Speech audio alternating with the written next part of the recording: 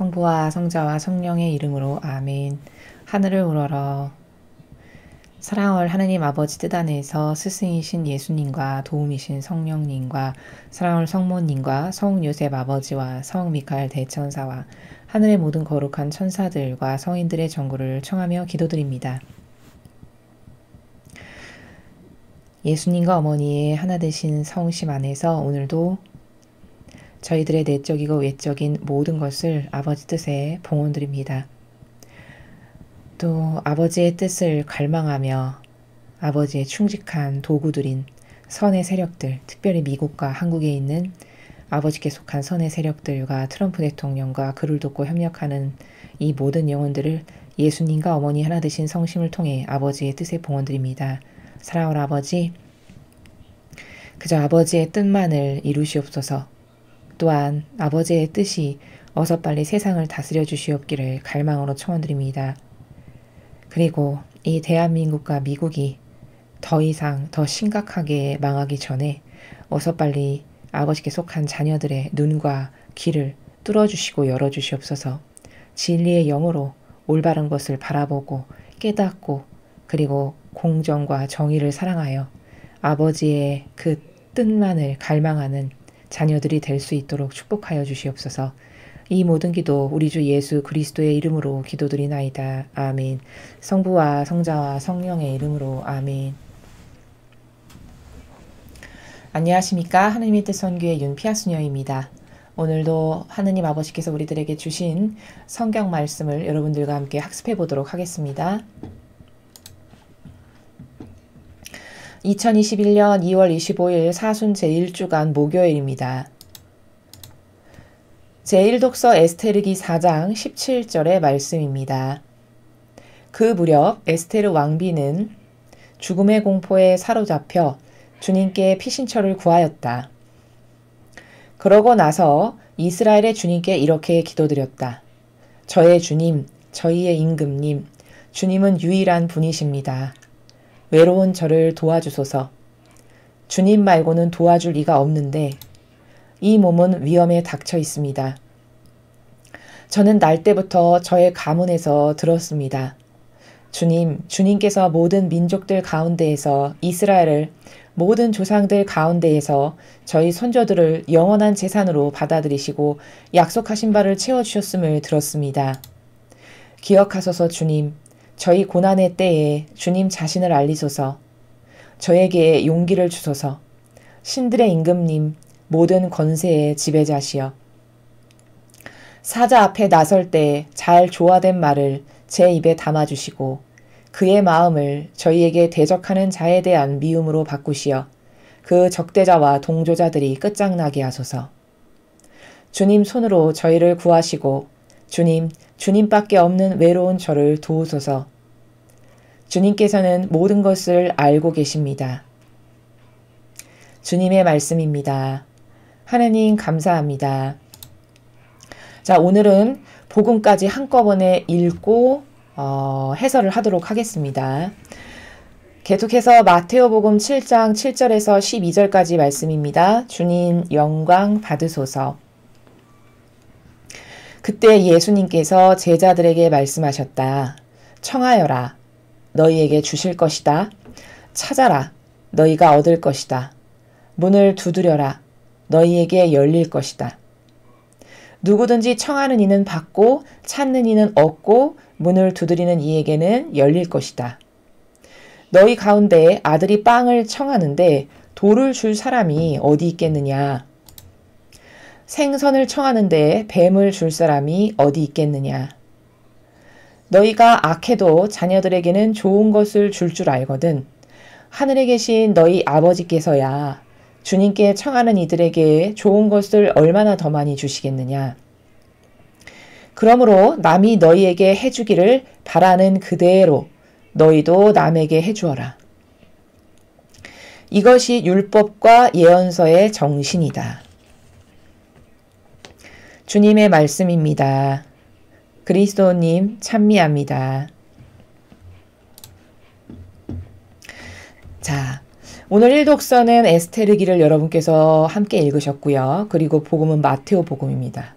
근데 참 우연의 일치인지 모르겠지만 오늘 일독서와 복음은 하나의 관점으로 묶어서 살펴볼 수 있습니다. 자, 그게 뭐냐? 기도에는 청하는 방법이 있다는 겁니다. 청하는 방법이 있음을 복음에서 예수님께서 지금 제자들에게 가르쳐주고 계신 겁니다. 그러니까 우리가 어떤 응답받고 싶은 기도를 하고 싶어 하잖아요. 우리 모두는. 그럴 때 그 응답받을 수 있는, 예를 들면 수학으로 말하자면 공식과도 같이 그런 법칙이 있다는 것을 알아야 된다는 것이죠. 그 법칙의 여러 가지 관점들을 복음에서 가르쳐 주시는 것이고, 그러한 법칙에 잘 적용이 돼서 정말 아름답게 하느님을 감동시키실 수밖에 없도록 한 기도에 많은 그런 기도들, 훌륭한 기도들 중에 대표적인 예표의 기도인 에스테르의 기도를 오늘 일독서에서 여러분이 보신 거다라는 거죠. 자, 그럼 먼저 복음부터 함께 보시겠습니다. 예수님께서 지금 제자들에게 기도하는, 청하는 방법이 있음을 가르쳐주고 계시죠. 보니까 청해라, 주실 것이다. 찾아라, 얻을 것이다. 문을 두드려라, 너희에게 열릴 것이다. 청하는 이는 받고, 찾는 이는 얻고, 문을 두드리는 이에겐 열릴 것이다. 너희 가운데 빵을 주세요. 아빠 배고파요. 빵을 주세요. 이렇게 아들이 청하는데 거기다 대고 돌을 줄 사람이 어디 있겠느냐. 이렇게 말씀하시죠. 그렇죠. 너무 지극히 당연한 말씀이시죠. 생선을 청하는데 생선이 먹고 싶다고 우는 그 자녀에게 이거나 먹어라 하면서 뱀을 갖다 줄 사람이 도대체 어디 있겠느냐. 너희처럼 악해도, 너희처럼 원죄와 수많은 죄악으로 가득한 그런 부족한 악인도 너의 자녀들에게는 좋은 것을 주지 않니? 그럼 하늘에 계신 내 거룩하신 아버지께서는 너희한테 얼마나 좋은 거를 더 주고 싶으시겠느냐, 이렇게 말씀하시는 거죠. 자, 이 전반부에 청해라, 문을 두드려라, 열릴 것이다. 청하는 이는 받고 찾는 이는 얻고 문을 두드리는 이는 얻을 것이다. 이게 뭐냐? 갈망하라는 거죠. 갈망의 중요성을 말씀하시는 겁니다. 자, 그런데 그 갈망도 청한다는 것은 그냥 예를 들어 오늘 한번 아버지 이거가 꼭 필요하니까 들어주세요. 한번 기도하고 끝. 이렇게 하는 게 아니라는 뜻입니다. 그 전반부에 나온 내용은. 청한다는 것은 이루어질 때까지 계속 갈망으로 청하는 게 바로 청하는 거라는 거죠. 그러니까 여러 가지 관점으로 세 번이나 반복해서 말씀하시는 거죠. 관점은 여러 가지지만 하나의 목적이죠. 청해라, 찾아라, 문을 두드려라. 다양한 방법으로 네가 모든 노력을 다해서 갈망해라, 이 말이죠. 청했다가 찾기도 했다가 문을 두드리기도 했다가 이렇게 여러 가지 방법으로 내 아버지께 끊임없이 갈망해라, 갈망해라, 갈망해라, 이 말을 하시는 겁니다. 근데 보통 조금 기도해보고 응답이 없어. 그럼 하느님은 안 계신가 봐. 내 기도는 안 들어주시네. 이거는 갈망이 뭔지를 잘 모르는 거죠. 갈망이라는 건 그렇게 변덕스럽게 일시적으로 조금 했다가 그만두는 그런 것이 갈망이 아닙니다. 갈망이라는 것은 지속적이고 영속적이고 한결같고 꾸준한 거예요. 갈망이라고 하는 단어가 가지고 있는 속성 자체가 지속적이면서 영속적이면서 꾸준하면서 변덕스럽지 않고 한결같은, 이게 갈망을 하는 겁니다. 너는 그렇게 갈망해라. 이렇게 말씀하시는 거죠. 또 여기 지금 예수님께서 말씀하시는 나라에는 무엇이 포함되어 있냐면은 하나님에 대한 신뢰가 뒷받침되어 있지 않잖아요. 우리는 이것을 진정성이라고 합니다. 하느님께 대한 어떤 진정한 신뢰, 사실적인 하느님에 대한 진정한 신뢰, 그런 진정성이 없는 가운데에서 무엇을 청하면 그것이 잘 이루어지지 않는다는 겁니다. 그렇죠. 우리도 그래서 그 같은 나라를 예수님께서 복음에서 다른 데서 이렇게 말씀하시죠. 빈말을 되풀이한다고 하시잖아요. 이방인들은 빈말을 되풀이한다. 빈말을 되풀이한다는 게 뭐죠? 그러니까 진정성 없이 그냥 한 말 또 하고 또 하고 또 하고, 하느님을 믿지 않으니까, 신뢰하지 않으니까 한 말을 또 하고 또 하고. 여러분, 저 사람이 내가 한마디만 하면 내 말을 귀 기울여서 반드시 들어줄 사람이야, 이런 신뢰가 있으면 한 말을 계속 반복할 리가 없죠. 그러니까 아, 그러면 아까는 갈망을 지속적으로 계속하라며 빈말을 되풀이하지 말라는 건 또 뭐냐? 이 두 개는 다른 관점이에요. 갈망을 계속하라는 거는 신뢰하지 못하니까 뭐 계속 말해라 그 말이 아니라 그렇게 믿음과 신뢰의 돈독한 관계 가운데에서 한결같이 아버지께 나의 그 갈망을 말씀드리는 이런 정서와 기본의 자세가 있어야 된다라는 겁니다. 그리고 여기 후미에 보면은 12절에 이렇게 말씀하시죠. 그러므로 남이 너희에게 해주기를 바라는 그대로 너희도 남에게 해주어라. 이것이 율법과 예언서의 정신이다. 자, 12절에 있는 이 말씀의 내용은 지금 여기 청하는 방법에 대한 기도를 말씀하시면서 이거는 왜 말씀하실까? 12절에 덧붙여서 말씀하신 내용은 이겁니다. 네가 남의 청을 들어준다면 남이 너에게 해주기를 바라는 그대로가 그거죠. 네가 남의 청을 들어주면 나도 너의 청을 들어줄 수밖에 없단다. 이 말씀이세요. 그러니까 바꾸어서 말하면 네가 남에게 모질게 대하고 악독하게 대하고 남에게 사랑을 주지 않고 이렇게 했는데 어떻게 네가 청하는 것을 들어줄 수가 있겠니? 그럼 형평이 어긋나는 거지 않니? 이렇게 말씀하시는 거라는 겁니다.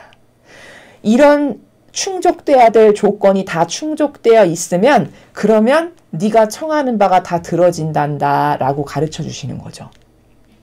즉 지속적이고 변덕스럽지 않고 한결같은 영속적인 이런 갈망과 또 하느님을 내가 이렇게 기도하면 반드시 들어주셔 라고 하는 사실적인 실제적 인식 가운데 하느님을 믿고 신뢰하는 이런 진정성의 마음의 나라에서 기도하는 것. 그리고 후미에 덧붙여서 말씀하신 것은 그런데 여기서 너가 그렇게 바라는 청원을 내가 너의 그 청원을 들어주려면 너도 남에게 하나님이 나한테 이런 거 해주셨으면 좋겠어 라고 해서 하나님께 청원 드리는 그 마음처럼 남에게도 그런 마음으로 사랑을 베풀고 자선을 베풀고 그렇게 너를 사랑하는 것처럼 이웃을 사랑하면서 네가 관대하게 하면 그럼 네가 청하는 바를 내가 들어줄 수밖에 없다. 왜? 너도 남에게 그렇게 관대하고 자선을 베풀고 수용하니 결격 사유가 없는 거죠. 쉽게 말하면.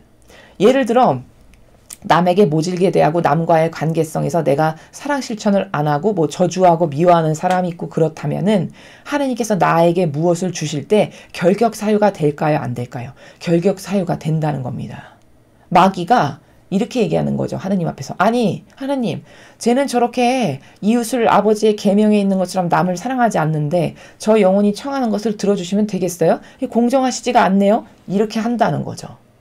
그럼 하느님은 공정 자체시기 때문에 그런 결격 사유가 있을 때 주시고 싶어도 주실 수가 없는 게 하느님의 법칙입니다.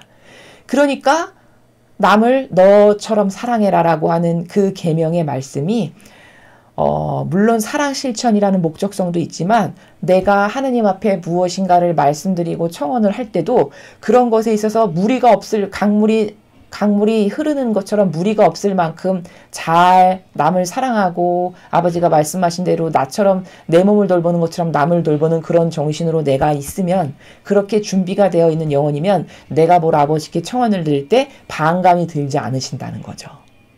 이런 요소들이 충족되면 그럼 너의 기도는 들어진다 라는 것을 지금 예수님께서 말씀하시는 겁니다. 자, 이런 원리들이 있어요.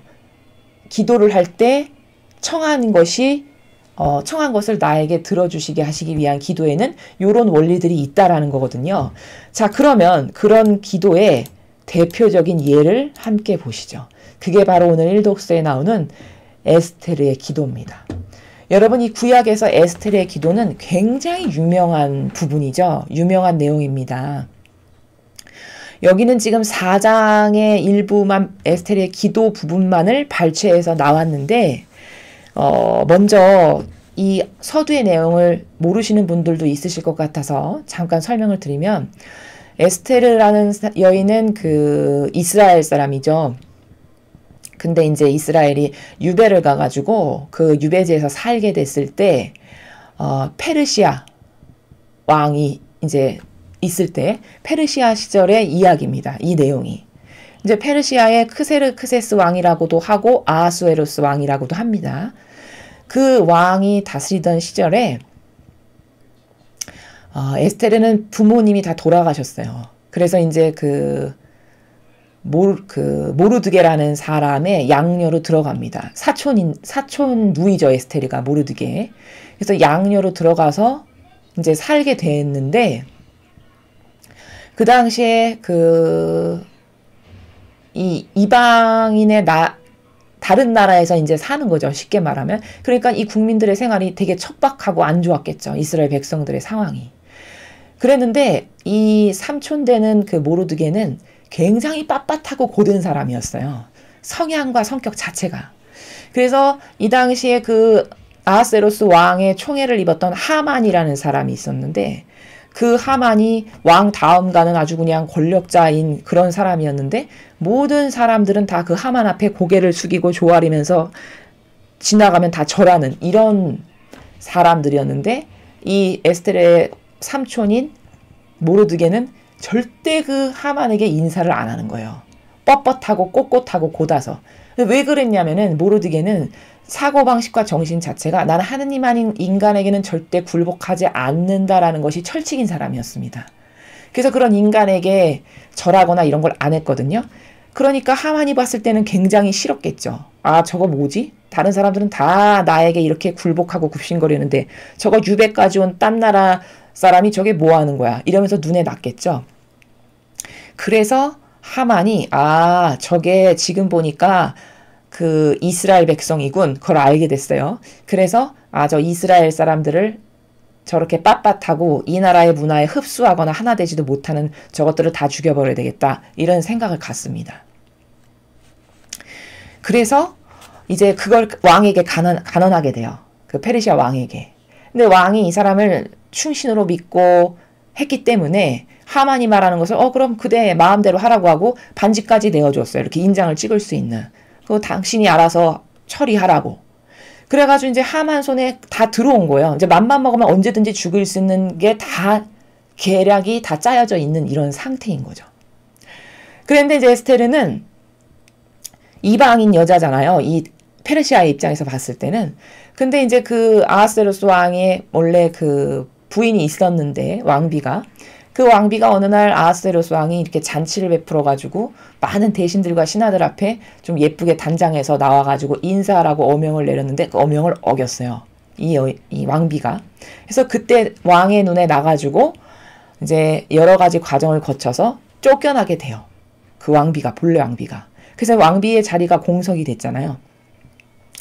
그러니까 신하들이 전국 각지에서 온갖 어여쁘다는 처녀는 다 불러들여서 왕께서 직접 새로 왕비를 뽑으시라고 이렇게 해가지고 그 페르시아 근방에 있는 그 젊은 처녀들은 다 동원돼서 이제 왕비를 간택하는 그곳에 다 이제 동원이 되게 돼요. 그 중에 에스테르도 동원돼서 이제 가서 시험을 본다고 해야 되나요? 그렇게 된 거죠. 그 간택하는 거기에 이제 가게 된 거죠. 뽑혀서.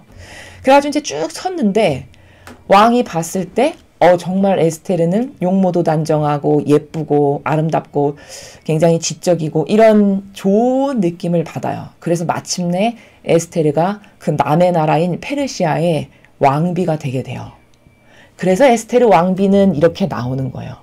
그러니까 근데 삼촌이 당부하기를 모르드게가 만일에 왕비로 뽑혀서 들어가거든 절대 이스라엘 사람이라는 이 출신을 절대 숨겨야 된다라고 철저히 교육을 합니다. 왜냐하면 그 이방인의 여자가 왕비로 됐다라는 걸 알면 죽임을 당하거나 별로 좋지 않을 거 아니에요. 그러니까 이제 철저히 자기 신분과 출신을 이제 숨겨가지고 왕비가 되게 돼요. 그랬는데 이제 그런 하만의 모함에 걸려 들어가지고 자기네 동족이 싸그리 다 죽게 된 거예요. 그래서 모르드게가 에스테르 왕비를 찾아가가지고 우리가 이렇게 해가지고 그 하만의 이런 계략 때문에 다 죽게 생겼습니다. 이제 큰일 났습니다. 이제 족속이 멸망하게 됐으니 이 족이 다 멸망하게 됐으니 부디 왕에게 가서 간언을 해달라고 이렇게 이야기를 합니다. 그랬더니 에스테르 왕비가 뭐라냐면 이 당시에는 얼마나 절대적으로 권한이 왕이 강력했냐면 왕이 이렇게 황금 지팡인가 어떤 이런 것을 이렇게 내밀어서 허가하노라 유노하노라 이런 사인을 하지 않았는데 함부로 들으면 죽임을 당할 만큼 이 정도로 왕의 그 권세가 철두철미했던 이런 시절이에요. 그러니까 아니 나를 안 부르신 지가 달포가 넘었는데 갑자기 거기 들어갔다가 죽임을 당할 수도 있다라고 이렇게 얘기를 합니다. 그랬더니 모르드게가 뭐라 그러냐면 아니 지금 민족이 다 죽게 생겼는데 본인 하나만 살겠다고 지금 그런 말이 나오냐. 아니 그 왕비의 자리에 앉힌 것은 본인 혼자 살아남기 위해서가 아니라 이 우리나라 이 이스라엘의 모든 백성을 위해서 앉은 거라는 걸 명심하라고 이렇게 얘기합니다. 그러니까 에스테르 왕비가 알겠다고 그러면 전 백성을 다 불러가지고 나를 위해서 단식하고 기도해 달라. 다 이제 불러 앉혀가지고 이렇게 회개의 눈물을 흘리면서 기도하고 단식을 해달라. 나도 여기서 기도하고 단식하고 그 왕의 어전에 나가겠다. 이렇게 얘기를 합니다. 그리고서는 이제 그 호화로운 옷을 다 벗고 이제 단식에 들어가고 이런 베옷 같은 것을 입고 철저히 단식하고 기도하고 이런 것을 해요. 그러면서 이 유명한 에스텔의 기도를 하는 거예요. 지금 여러분이 오늘 보신. 자, 그런데 참으로 놀라운 건 뭐냐면은 이 에스테르가 말한 이 그대로 이루어졌다는 겁니다. 실제적으로. 소름이 끼칠 만큼 놀랍도록. 여기 보면은 에스테르가 말한 것이 완벽하게 다 이루어졌어요. 이 에스테르기 후미를 보면. 이제 이렇게 해서 이제 많은 기도 가운데 단식 가운데 하고서 어느 날 이제 지혜롭게 이제 왕에게 이렇게 제가 주안상을 차렸는데 이렇게 드시러 오셨으면 좋겠습니다 하니까 왕이 막 기뻐하면서 오히려 왕비가 웬일이라고 하면서 기꺼이 가리다 해서 이제 왕이 오게 돼요. 근데 하만이 맨날 수화처럼 부리는 사람이니까 같이 가게 되거든요. 그래서 거기서 이렇게 주안상을 먹으면서 즐겁게 있는데 이 에스텔이 지혜롭고 슬기롭게 왕에게 저희 백성이 이렇게 해서 다 죽게 생겼다라는 이런 말을 조심스럽게 이렇게 하게 돼요. 아니 누가 그런 일을 저질렀단 말이요? 왕은 전혀 모르죠. 그냥 권한만 양도해 준 거고. 그랬더니 바로 저 하만이라는 자가 그런 계략을 꾸몄다고. 이렇게 얘기하니까 왕이 극노해서 자리를 박차고 나가서 잠깐 나간 사이에 자리를 비운 사이에 하만이라는 그 사람이 옆에 있었잖아요. 근데 다리를 바들바들 떨면서 온몸을 와더라도 떨면서 이 에스테르한테 살려달라고 잘못했다고 내가 그렇게 한 건 뭐 이렇게 막 이야기를 하고 있는데 그때 왕이 다시 들어와요. 근데 그 하만이 잘못했다라고 왕에게 다시 말 좀 잘해달라고 이렇게 간언하는 그 모습을 왕은 어떤 장면으로 보게 하시냐 하느님께서 마치 왕을 모시는 침상에 이 하만이 올라가서 에스테를 겁탈하는 것과 같이 보이게끔 그런 상황으로 이끌어 간단 말이죠. 그래서 가뜩이나 노했는데 더 급노해가지고 왕의 어명으로 그 즉시 하만이 끌어내려져가지고 원래 하만이 모르드게가 하도 빳빳하고 자기에게 인사를 안 하고 자기를 그렇게 우대를 안 하니까 그 하만을 내가 죽여서 여기다가 단다라고 해서 그 나무 막대기를 길게 세워가지고 내가 하만을 죽여서 목을 잘라가지고 여기 하만 목을 걸어놓겠다라고 아니 모르드게 목을 걸어놓겠다라고 한 그 막대기가 있었거든요. 나무 세우는 게. 근데 아이러니하게도 자기가 그 왕의 어명에 죽임을 당해가지고서 자기 목이 자기가 세워놓은 그 막대기에 걸리게 되는 자기가 파놓은 덫에 자기가 죽어서 거기에 걸리게 되는 이런 운명을 맞이하게 돼요. 참 놀랍죠. 근데 그게 여러분 한번 생각해 보세요. 그게 무슨 막 장수 몇 명을 동원해서 싸운 것도 아니고요. 이런 하느님의 역사하심이 그건 뭐 대단한 뭐 리더 지도자가 막 나서서 막 왕을 설득하고 이런 것도 아니에요. 일개 야리야리한 정말 연약한 여인 한 명이 이 에스테르 왕비라고 하는 이 정말 연약하다면 연약한 왕비 한 명이 진심을 담아서 정말 진정성 있는 기도로 하느님께 간언 드린 게 다예요. 근데 그 기도가 놀라울 만큼 정확하게 이루어졌다라는 거죠. 이게 소름 끼치도록 놀라운 일이라는 거예요. 기도의 위대성은 바로 이런 거거든요.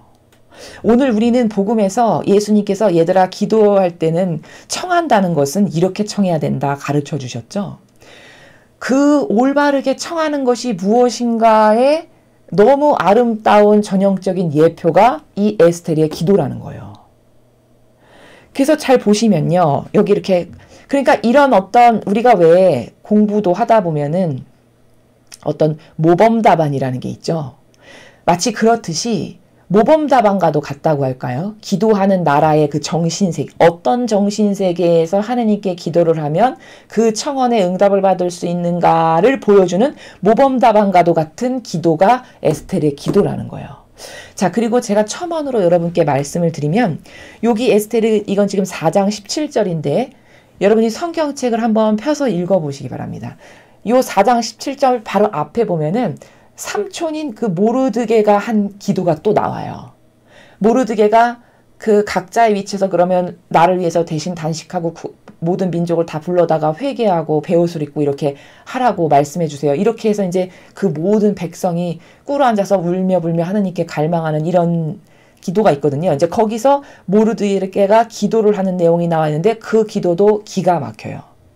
요 앞부분에 나옵니다. 얼마나 그 기도가 진정성 있는지가 느껴진단 말이죠. 그러니까 올바른 정신으로 기도한다는 건 무엇인가를 궁금하시면 이 앞에 모르드게의 기도도 여러분이 한번 꼭 같이 읽어보시기 바랍니다. 자, 그럼 여기 나온 에스테르의 기도를 한번 보시죠. 저의 주님, 저의 임금님, 주님은 유일한 분이십니다. 자, 이 마음의 나라를 보세요, 여러분. 에스테르가. 하느님을 인정해드리죠, 먼저. 하느님이 어떤 분이시고 어떤 자리에 계신 분이시고 저한테는 하느님은 어떤 분이십니다. 라고 주님의 권리를 인정해드리는 말부터요. 저의 주님. 자기 자신의 주인이라는 거예요. 하느님 아버지께서. 저희의 임금님. 저희는 이스라엘 백성, 복수죠. 저희 이스라엘 백성들의 임금님이시고 이렇게 하느님의 권리를 아주 철저하게 똑바로 깨닫고 인정할 줄 알죠. 주님은 유일한 분이십니다. 하느님은 저희들에게는 유일무이한 둘은 없는 온전히 한 분이신 유일무이한 분이십니다. 이렇게 하느님이 자기 자신에게 백성들에게 어떤 분이신지를 먼저 이렇게 인정해드리고 공경하는 마음이 여기 딱 나오죠. 전반부의 첫 줄부터. 그러니까 하느님의 권리를 인정해드려야 된다라고 제가 말씀드리는 게 바로 이런 나라예요. 예를 들자면 외로운 저를 도와주세요. 주님 말고는 도와줄 리가 없는데 그리고 이제 자신의 현재 상황을 아주 진솔하게 말씀드리죠. 외로운 저. 어디 하나 의탁하거나 의지할 데가 없어요. 하느님 말고는. 그쵸? 아니 이 왕이라고 해서 무슨 이방인 왕이잖아요. 자기가 들어가고 싶어서 들어간 왕궁도 아니에요. 사실은. 그런 고백을 해요. 저는 여기 와서 단 한 하루도 기뻐하면서 뭐 음식을 먹은 적이 없고 저 왕과 잠자리를 같이 한 적이 없고 이런 고백을 하는 장면이 있어요. 그게 뭘까? 자기가 그런 세상적인 이런 왕비라고 하는 자리가 탐나서 여기를 들어간 사람이 아니라는 것을 진정성 있게 고백하는 거예요. 그래서가 아니라 이를테면 민족을 대표하는 이런 쓰임으로 불림받기 위해서 사실은 왕비가 된 거죠. 민족을 구하는 도구요 매개체의 역할을 하기 위해서 싫지만 여기에 들어가서 왕비로 뽑히게끔 하느님께서 허락하신 그런 어떤 사명과 의무를 가지고 있음을 아는 거예요. 본인이. 자, 외로운 저. 그러니까 누구 하나 궁궐에 가장 높은 왕비지만 누구 하나 자기 편이 있다거나 의탁할 데가 없어요. 정말 외롭겠죠. 외로운 저를 도와주세요. 하나님 말고는 도와줄 리가 없습니다. 그렇죠. 삼촌도 가난하잖아요. 아니 당신 말이야 혼자 그렇게 살아남으려고 그러면 안 된다는 걸 기억하라고. 삼촌도 꼿꼿하고 빳빳한 사람이기 때문에 왕비가 지금 거기 그 자리에 간 거는 사실 이스라엘 백성을 다 대표해서 이런 일이 있을 때 이 백성을 구하기 위해 간 것 아니냐. 이거를 명심해라. 이렇게 말을 하거든요. 그러니까 하느님밖에는 잡을 곳이 없는 거예요. 의탁할 곳이. 하느님밖에 저를 도와줄 리가 없는데 이 몸은 위험에 닥쳐 있습니다. 저는 날 때부터 저의 가문에서 들었습니다. 주님께서 모든 민족들 가운데서 이스라엘을 모든 조상들 가운데서 저희 선조들을 영원한 재산으로 받아들이시고 약속하신 바를 채워주셨음을 들었습니다. 자, 여기 17절에 가로 열고 16, 요 부분의 내용을 보면 여기 모르드게가 얼마나 훌륭한 사람이었는지를 알 수 있어요. 이 삼촌이.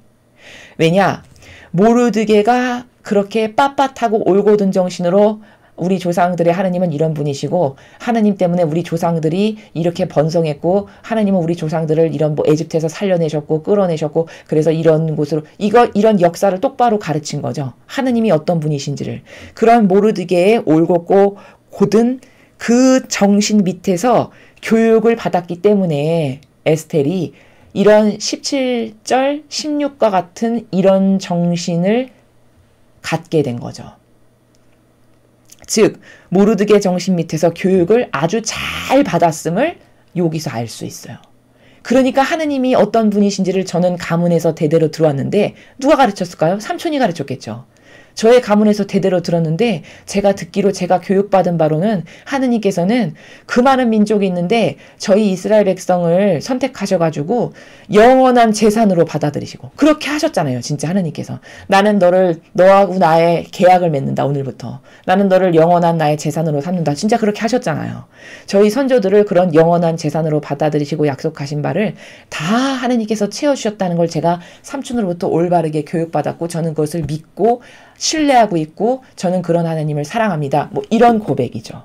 이렇게 누구 밑에서 교육받았는지는 정말 중요한 겁니다. 그 정신이 그대로 스며들어가기 때문인 거죠. 정말 모르드게가 얼마나 훌륭한 사람이었는지를 여기서 알 수 있어요. 그래서 자기가 삼촌으로부터 들었고 교육받은 하느님은 이렇게 우리 백성을 사랑하셨고 선택하셔서 계약도 맺으시고 그거를 저버리지 않고 결국 이루어주셨고 이런 분이시라는 거 저는 들었습니다. 이렇게 고백하고 있죠.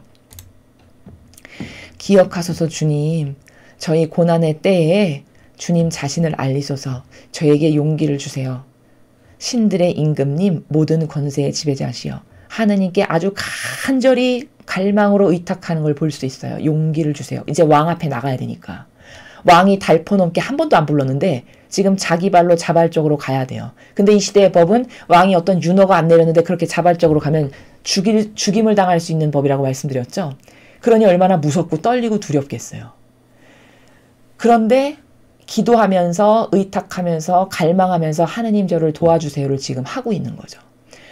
그 복음에서 청해라, 찾아라, 두드려라, 이렇게 갈망해라 하셨죠? 지금 그렇게 하고 있잖아요. 그렇죠? 사자 앞에 나설 때 잘 조화된 말을 제 입에 담아주시고 그의 마음을 저희에게 대적하는 자에 대한 미움으로 바꾸시어 그 적대자와 동조자들이 끝장나게 하소서. 이 17절 24는 정말 무서운 기도인 것이 왜냐하면 이렇게 말한 그대로 이루어졌어요. 마치 무슨 예언을 하는 것처럼. 사자가 누구냐면 그 자기가 나가서 이야기할 왕을 말하는 거예요. 지금 아하수에로스 왕, 페르시아의 그 왕. 그걸 사자라고 표현한 거예요. 제가 그 사자 앞에 나설 때 잘 조화된 말, 그 왕의 심기를 건드리지 않고 아주 지혜와 슬기가 가득해서 그 사람의 마음을 움직일 수 있는 잘 조화된 말을 제 입에 제발 담아주시고 그래서 그의 마음, 그 왕의 마음을 저희 동족들에게 대적하는 자에 대한 오히려 미움으로 바꿔주셔서 진짜 그렇게 됐죠. 하만이 그렇게 불과 몇 분 전까지만 해도 가장 총애해서 자기 인장반지를 내줄 만큼이었어요. 그 사람을 총애하는 게.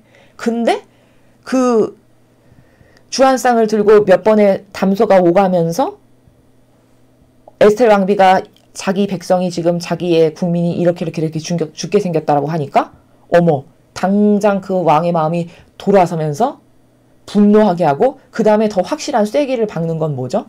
감히 자신의 왕비인 에스텔을 그 하만이라는 자가 마치 그 겁탈하는 것처럼 보이게 하는 이런 상황으로 몰고 가시죠. 이게 위대하신 하느님 아버지의 능력이 어떤 것인지 사람의 상상을 항상 초월하신다는 거죠. 근데 정말 신기한 건 에스텔이 이렇게 말한 그대로 됐어요. 그래서 미움으로 바꿔서 어떻게 됐죠? 그 적대자와 동조자들이 끝장나게 하소서. 끝장났나요? 안 났나요? 끝장났죠. 자기 삼촌을 목매달아서 죽이려고 하는 그 나무 막대기에 자기 목이 걸려서 죽게 됐다니까요. 자기가 파놓은 덫에 자기가 걸려서 죽게 된 거예요. 얼마나 무섭습니까? 얼마나 이 말 그대로 하느님께서 이루어 주셨다는 게 얼마나 놀랍습니까? 그쵸? 주님 손으로 저희를 구하시고 주님밖에 없는 외로운 저를 도와주세요. 끊임없이 갈망하죠. 자기는 하느님밖에는 없는 사람이라는 걸 계속 강조해요. 앞에도 얘기했죠. 자기는, 이 에스텔은 하느님밖에는 믿거나 신뢰하거나 의탁할 수 있는 사람이었고 오로지 하느님밖에 저는 없습니다라는 것을 계속 강조해서 이야기를 해요. 그렇죠? 주님께서는 모든 것을 알고 계십니다. 저의 민족이 처해 있는 상황, 제가 지금 얼마나 어렵고 자칫 잘못하면 제가 죽을 수도 있는 이런 위험천만한 상황에서 그치만 저는 주님을 절대적으로 믿습니다. 주님밖에 저희 민족에게 유일한 희망은 없으십니다. 그러니 저를 불쌍히 여기시고 도와주세요. 이렇게 지금 기도를 하고 있죠. 얼마나 진솔하고 진실됩니까? 그렇죠? 그래서 지금 이 에스텔이 기도하는 이 나라를 보면 이게 그냥 기도를 평상시에 한 번도 안 했다가 오늘 죽게 생겼으니까 오늘 기도해야지 해서 오늘 처음 기도하는 사람이 할 수 있는 행간의 나라가 아니에요. 이게. 그쵸? 이 기도의 내용을 보면. 이런 진실의 말을 하느님께 말씀드릴 수 있다라는 것은 이 에스텔이라는 사람이 평상시에 하느님 아버지를 계속 의식하면서 살았던 사람이라는 걸 알 수 있어요. 이 기도의 행간의 내용을 쓰면 여기 단어 사용이나 하느님께 이렇게 의탁하고 신뢰하는 자세나 이런 정신이나 이런 걸 보면은 이 에스텔 왕비는 평상시에도 아버지하고 하나 된 사람이었구나. 그리고 하느님하고 충분히 친교가 있었던 사람임을 여기 이 수많은 행간과 쓴 단어와 이 친밀함과 하느님께 이렇게 굳건히 매달리고 의탁하는 이런 것을 통해서 평상시에도 이런 나라가 있었기 때문에 이런 기도가 자연스럽게 나오는 것이지 생전가야 하느님과 교류도 없고 나의 자아 안에서 내 뜻으로 왕비니까 호화호식하면서 살았던 사람이 하루아침에 이렇게 기도할 수 없는 나라라는 거예요. 그럼 이 에스텔의 훌륭한 점은 뭘까? 이 사람은 평상시에 하나님과 진정성의 나라에서 친교를 이루고 또 하나님을 굳건히 믿고 의탁했던 신뢰가 있었고 그런 하나님과 하나 되는 나라에서 항상 살아갔던 사람이구나를 알 수 있어요. 그러니까 단 한 번 기도했는데 이 기도가 그렇게 완벽하게 이루어지는 거죠. 참 놀라운 일입니다.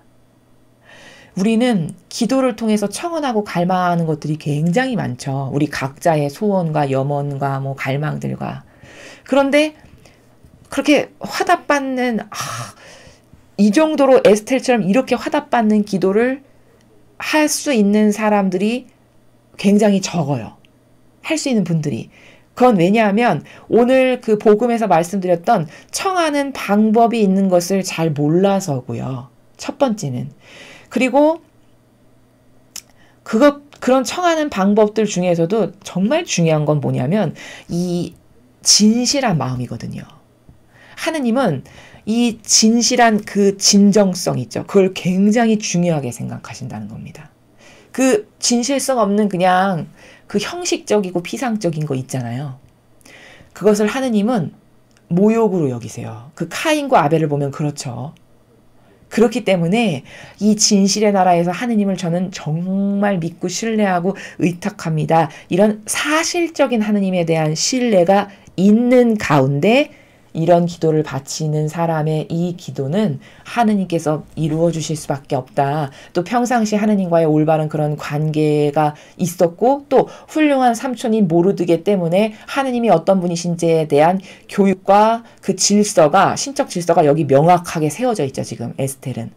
그런 것들 그런 기타 등등의 훌륭한 속성들이 오늘 이런 기도를 진실성의 나라에서 할 수 있고 이런 진실성의 기도를 하느님은 어떻게 들어주시는가를 보니까 정말 마치 미래를 보고 말한 것과 같이 거꾸로 미래에 그렇게 하만이 죽을 걸 보고 말한 것과 같이 이렇게 기도를 하는 이 놀라운 것을 우리가 발견할 수 있다라는 것이죠. 그래서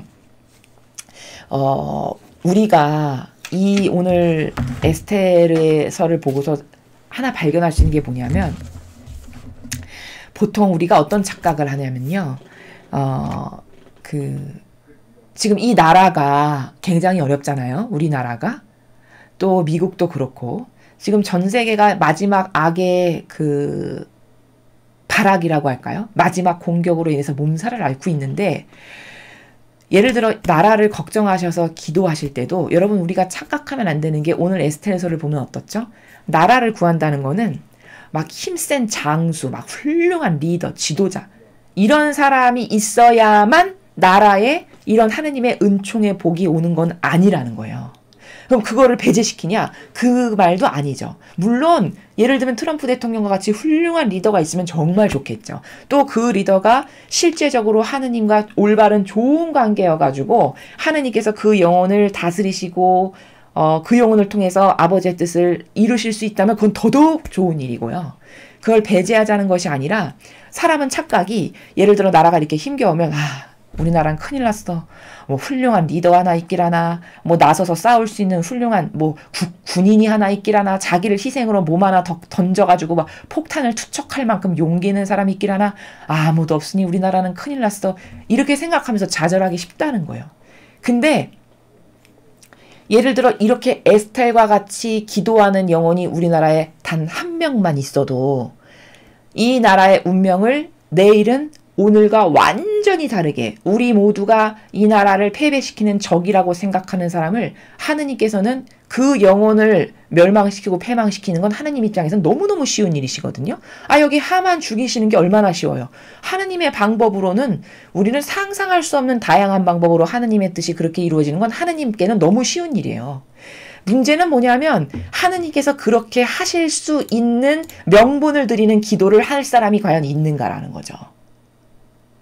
에스텔과 같은 기도, 모르드게와 같은 기도, 이런 정신 세계의 나라에서 기도를 할 수 있는, 혹은 오늘 예수님께서 얘들아 청하는 건 이렇게 하는 거란다 라고 가르쳐 주신 그 정신 세계 안에서 하느님께 이렇게 진정한 절절하게 애끓는 마음의 갈망의 기도를 할 수 있는 사람이 과연 있는가? 그런 사람이 단 한 명만 있어도 우리나라의 내일과 모레의 상황은 완전히 확확 달라질 수 있다는 걸 여러분 아시겠죠? 여기 에스텔이 한 명이 기도했죠. 물론 백성이 같이 단식해주고 기도한 효과도 물론 있죠. 근데 에스텔이 칼 들고 싸웠나요? 뭐 대단한 리더요, 지도자요, 군인이요, 장성이요, 이런 거 아니었어요. 정말 가녀린, 약하디 약한, 여리디 여린 여인이었는데, 그 여인이 하느님을 감동시키는 진정 어린 기도를 이렇게 하니까 그게 정말 그대로 마치 무슨 앞일을 보고 쓴 것 같은 기도라고 제가 말씀드렸잖아요. 그렇게 정확하게 이루어지는 그 기도를 할 수 있는 이런 사람이 있다면 이 나라는 희망으로 가득한 겁니다.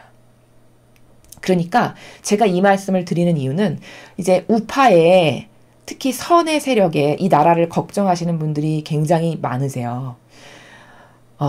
그런 분들에게 제가 꼭 당부드리고 말씀드리고 싶은 거는 뭐냐면, 나라가 이래서 큰일 났어요. 어떡하죠? 물론 다 그거 인간적인 걱정 당연히 들죠. 근데 거기서 좌절하고 희망을 버리고 포기하기보다는 이런 에스텔과 같은 정신의 나라에서 기도를 하십시오. 그러면 그 기도가 진짜 진실하고 절절하게 끓는 갈망의 나라에서 이렇게 한번 바치는 기도는 하느님의 마음을 움직이고, 하느님께서 이거 개입할 수밖에 없다라는 명분을 드린다는 거예요. 그래서 이렇게 에스텔의 기도가 이루어지듯이 이루어진다는 거죠. 그래서 이 강의를 들으시는 많은 우파의 국민분들께서는 오늘부터 나라를 위하시면은, 나는 힘이 없고요. 내가 특별히 돈이 있는 것도 아니고, 나라를 위해서 내가 뭘 한다고 해서 특별히 달라지는 것도 없고 참 큰일이에요. 걱정을 많이 하시거든요. 이 나라를 위한 기도도 이렇게 하시면 됩니다. 그러면 여러분의 기도가, 그게 이런 진정성, 또 다른 사람의 진정성, 또 누군가의 진정성, 이 진정성이 계속 차오르면 어떻게 될까요? 그 순도가 높아지니까 하나님께서 더 빨리 들어주실 수밖에 없겠죠. 그러니까 메시지에서 맨날 아버지께서 한동안 얘들아 기도해라, 기도해라 말씀을 굉장히 한동안 많이 하셨어요. 이 세상을 위해서, 미국을 위해서 기도해라. 그게 기도해라가 되게 쉬운 말 같잖아요. 이런 에스텔과 같은 기도를 해라라는 말씀이에요. 사실은. 이렇게 에스텔과 같이 진실한 나라에서 하느님은 뭐든지 다 하실 수 있어. 이게 진실한 나라에서 하느님을 믿고 신뢰하고 의탁하는 마음이에요. 하느님이 마음만 먹으시면 못하실 게 뭐가 있습니까? 그쵸? 아니 알파요 오메가시고 이 온 우주 만물을 만드신 분이 우리의 아버지세요. 그 아버지께서 이런 하만 같은 악 하나 없으시는 건 아버지께는 너무 쉬운 일이라는 거예요. 문제는 왜 아직도 그런 악이 우리나라에 이렇게 득세하고 기승하냐? 이런 절절한 진실의 기도를 바치는 사람이 없다라는 얘기죠. 냉정히 말하면. 그래서 우리 모두가 합심해서 이런 기도를 십시일반으로 더 많은 사람이 하면 더 효용과 가치가 커지겠죠. 십시일반으로 자꾸 갈망으로 많이 드리면 이 나라는 반드시 좋아질 수밖에 없습니다. 이 갈망의 기도를 하느님께서는 물리치지 않으세요. 그리고 기도라는 것은 즉 희생이기 때문에 희생이 계속 누적되면 결국에는 그 희생의 크기만큼 하느님께서는 반드시 뭔가를 주신다는 게 원리고 법칙입니다. 그래서 예수님이 오늘 말씀하시잖아요. 청해라, 구해라, 두드려라. 그게 뭘까? 한 번 기도했는데 안 이루어졌어. 우리나라가 내가 이렇게 기도했는데 우리나라에 변화가 없네. 갈망은 그렇게 하는 게 아니라고 말씀드렸죠. 갈망은 이루어질 때까지 무조건 지속적으로 끊임없이 항구하게 변덕 없이 그렇게 드리는 게 갈망이에요. 그렇게 기도를 드리면 이 나라의 악도 반드시 패배할 날이 온다. 그게 여기 나온 답이잖아요. 이 답만 신뢰해야 됩니다. 여러분 이게 진실이에요.